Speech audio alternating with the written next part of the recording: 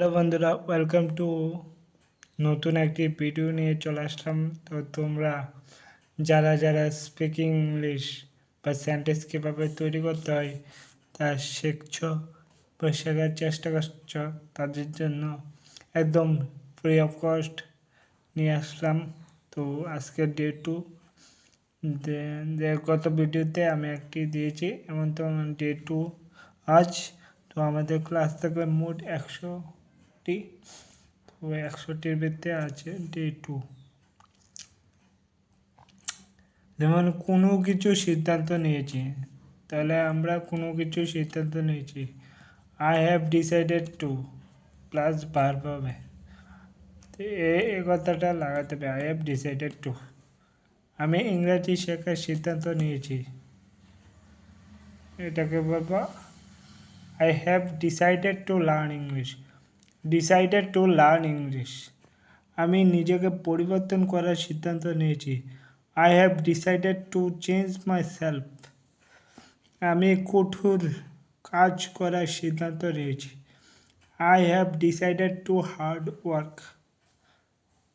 আমি গরিবদের সাহায্য করার সিদ্ধান্ত নিয়েছি, I have decided to help to পুর।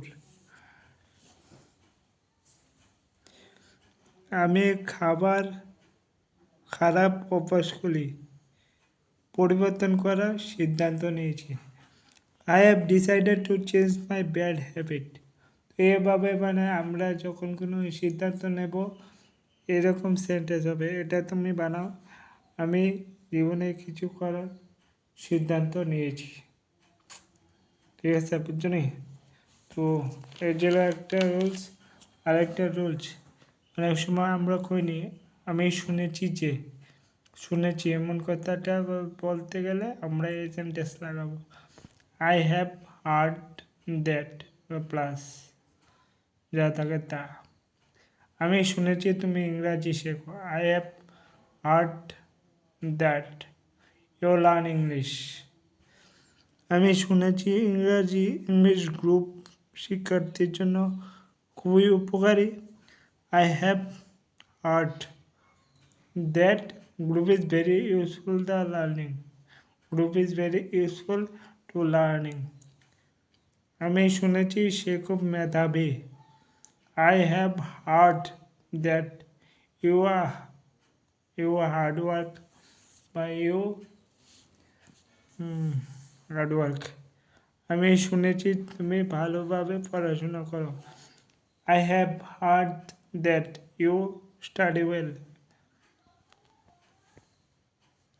Study well. আমি শুনেছি তোমার সময় অপচয় হয়, I have heard that you waste your time. ঠিক আছে নি? তো এবার তোমরা করো, আমি শুনেছি তুমি মোবাইল বেশি ব্যবহার করো, এটা তোমরা বার করো। তো তোমরা যারা ইংলিশ শেখার ইচ্ছা আছে, তো আমাদের রুলসগুলি ফলো করো।